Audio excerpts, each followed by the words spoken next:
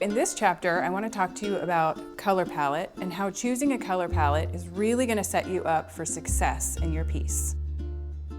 I also want to get really messy with you and start mixing paint so we can break through any of that fear of, I don't know how to do this, what am I supposed to do? Let's just power through all that today and do a couple really fun exercises. So I've got my workstation set up with a really large piece of palette paper so that you can watch me mix color and then follow along with me while I'm working. I also have a smaller piece of palette paper ready and some paint samples here because I want to help you get really sharp and used to trying to mix an exact color that you're seeing. So I'm really excited. This is when it gets fun. Let's get started.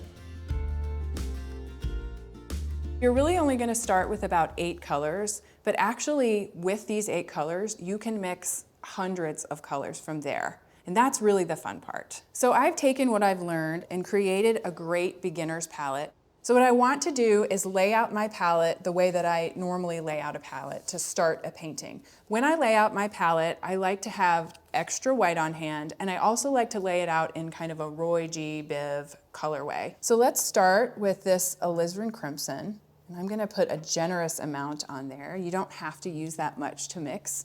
You're going to start to realize that color is pretty potent, and when you're really trying to work on little technical things, you don't actually need that much paint. So we have our cadmium red light, always a fave. Yellow ochre.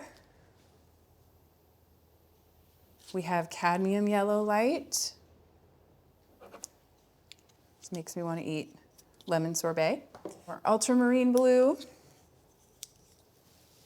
We also have raw umber, which is, again, that kind of cool brown. It's great for diluting color. And then burnt umber. This is kind of a rusty brown. So I'm going to go ahead and put a healthy dose of white on my palette because white is going to be a really fun kind of lesson in once we've got the color created, we want to lighten it up with white and see what it does. Let's get messy with some paint and start practicing mixing up colors. This is supposed to be fun. The whole point of this exercise is to get to know our palette knife and start to understand how much color it takes to mix and tweak colors when we're mixing them together. So let's get going. To start, I want to start mixing primary colors together. So I'll be mixing red with yellow, I'll be mixing yellow with blue, and I'll be mixing red with blue and just seeing what we see. So to start, let's grab a bit of this alizarin crimson. And when I say grab a little bit, I just mean scoop it up. Let's pretend like we're frosting a cake. Just think of this like little piles of frosting that you're mixing together to get that great color for your friend or your kid's birthday party. And have fun with it. I want you guys to start just kind of moving it around, scraping it, and smearing it down, and just get to know what this palette knife can do. You can scoop it up and smush it back down, and when you're mixing colors, you'll be doing a lot of this. So it's important to just loosen up and just get used to it.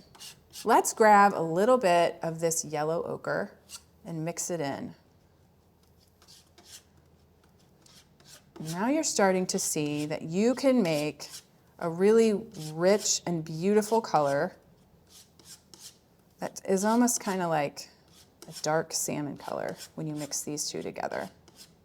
What I want you to take note of when you're working on this first color is how long it takes to see the yellow ochre disappear into the alizarin crimson. That's color mixing. Essentially, you're taking a color and adding it into another and scooting it around until it creates something brand new.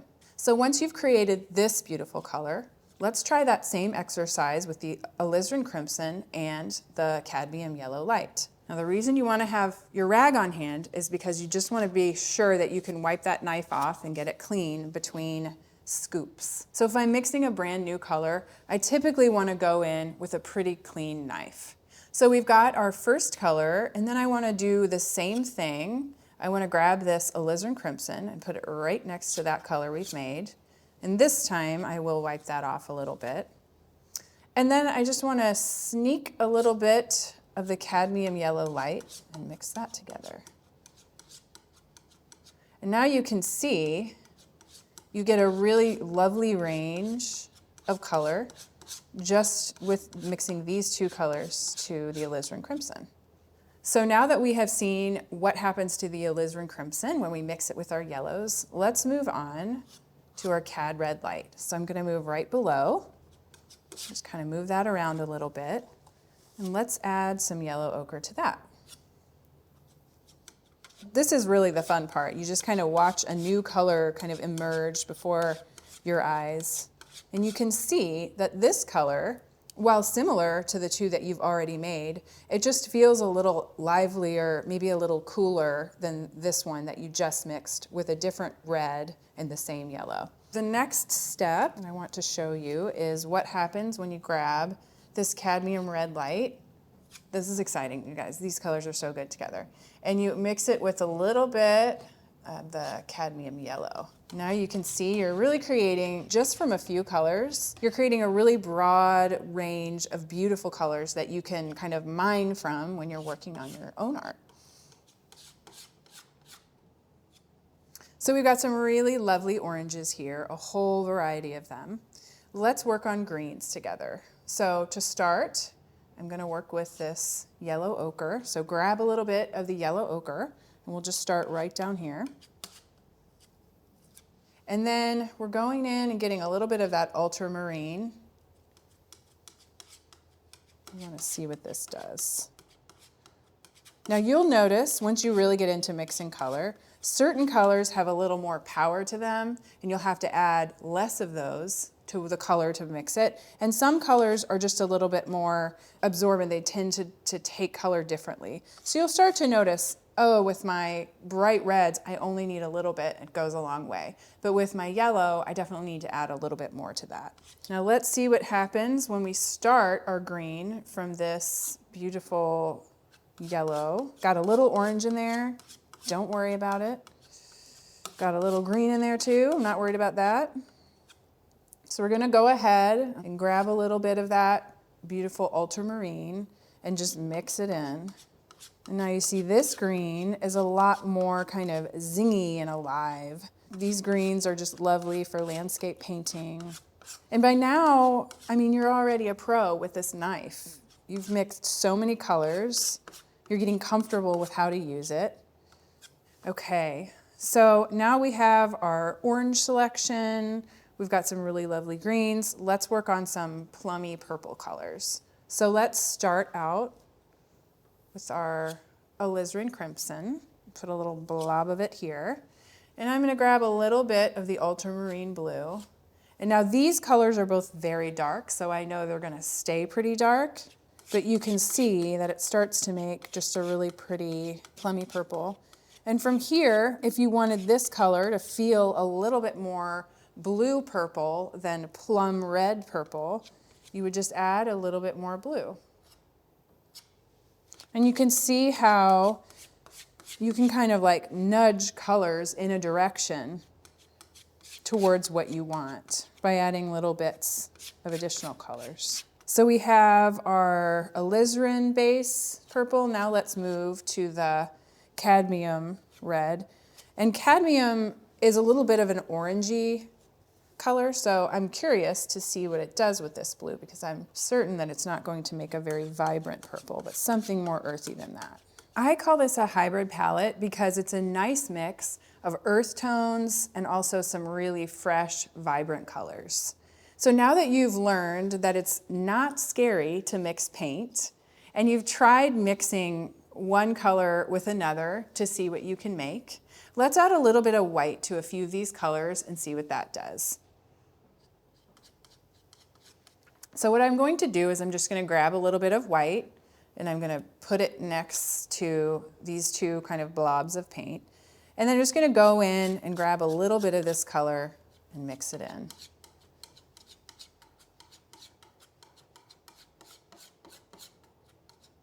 This really makes me want to make cake. Reminds me of frosting. So you can see that you've already got your two colors mixed, and then you're adding white to it and you're creating a whole new color, which is really fun. This is kind of your jumping off point, and now you know that you can grab at these colors and mix colors from there as well.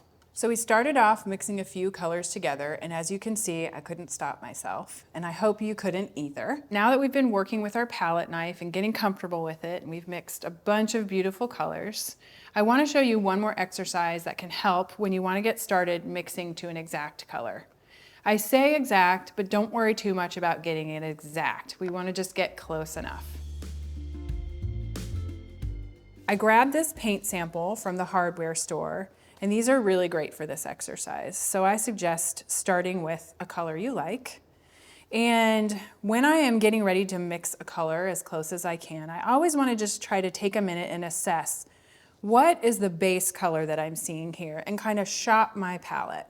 And I'm seeing a bunch of different colors in here, and I want to show you how a color like this can actually be comprised of a handful of the colors that you have in your core palette.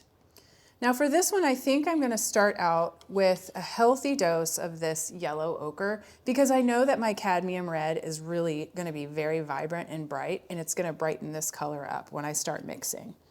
So let's start with the yellow ochre and add a little bit of that cadmium red in. Now when I'm color mixing to a specific color, I like to move kind of slowly. I don't want to go too heavy with color. I just want to start nudging or dabbing little colors in there and see what happens. So as I'm mixing, I'm just kind of taking note of those two colors blending in with one another. And then I just want to kind of hold my paint color up against the chip. And actually, this is pretty close. I think what I'd like to do is get even closer to that kind of deep sort of pumpkin color. And one way to do that is actually to add just a little bit of one of these darker colors to this color we're mixing. So I'm actually going to go crazy and just get a little bit of this ultramarine blue because I've done this type of mixing before, and I know that when you add blue to orange, it actually darkens it just a little. And I only want a tiny bit, so I'm just going to wipe a little bit off here next to the side. And then mix that in. And you'll see it's kind of hard to tell, but it does kind of start to deepen that color a little bit. And I would say that's pretty close.